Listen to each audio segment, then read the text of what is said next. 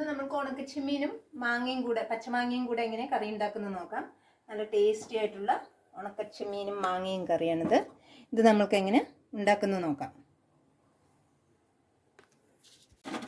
ഞാൻ ആദ്യം ചെമ്മീനൊന്ന് dry roast ചെയ്തെടുക്കട്ടെ. നന്നായിട്ട് റോസ്റ്റ് ചെയ്തെടുക്കണം.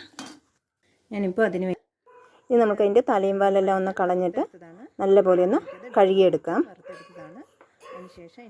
പിന്നെ അതിലേക്ക് വേണ്ടതാണ് ഇത് 2 മീഡിയം സൈസ് മാങ്ങയും 2 പച്ചമുളകും കൂടി എടുത്തിട്ടുണ്ട്. ഇത് നമുക്ക് ഉണ്ടാക്കാം. ചെമ്മീൻ ഇട്ട് കൊടുക്കാം. ഇതിലേക്ക് മാങ്ങ ചേർക്കാം. പച്ചമുളകും കൂടെ ഇടാം. വെള്ളം ഒഴിച്ചു കൊടുക്കുന്നുണ്ട്. ആവശ്യമുള്ള വെള്ളം ഒഴിക്കാം. ഇനി അതിലേക്ക് എരിവിന് ആവശ്യത്തിനുള്ള മുളക് പൊടി, 1 സ്പൂൺ മല്ലിപ്പൊടി, മഞ്ഞൾപ്പൊടി, ഉപ്പ് ആവശ്യത്തിന്, ഇതെല്ലാം ഇട്ടിട്ട് നമുക്ക് വേവിക്കാൻ വയ്ക്കാം. ഇനി ഇതൊന്ന് അടച്ചു വെച്ച് വേവിക്കാം. അപ്പോഴേക്കും നമുക്കിതിന് വേണ്ട അരപ്പ് തയ്യാറാക്കാം. അരമുറി തേങ്ങ എടുത്തിട്ടുണ്ട്.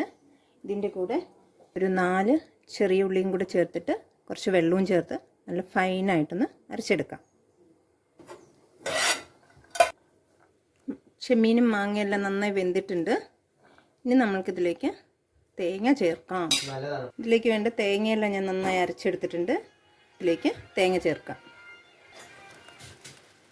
കുറച്ച് വെള്ളവും കൂടെ ഒഴിക്കുന്നുണ്ട്. തേങ്ങയൊക്കെ ഒഴിച്ചിട്ട് ഒന്ന് തിളക്കട്ടെ നന്നായിട്ട്.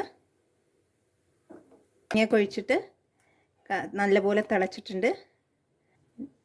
ജസ്റ്റ് ഒന്ന് നോക്കട്ടെ ഉപ്പും ഇതൊക്കെ പുളിയൊക്കെ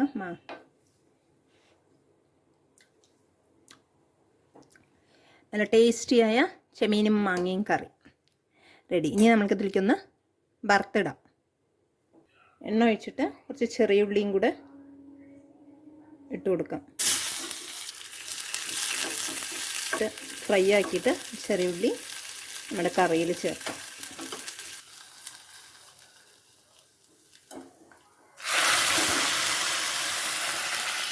നമ്മളുടെ ടേസ്റ്റിയായ കറി റെഡി ആയിട്ടുണ്ട്.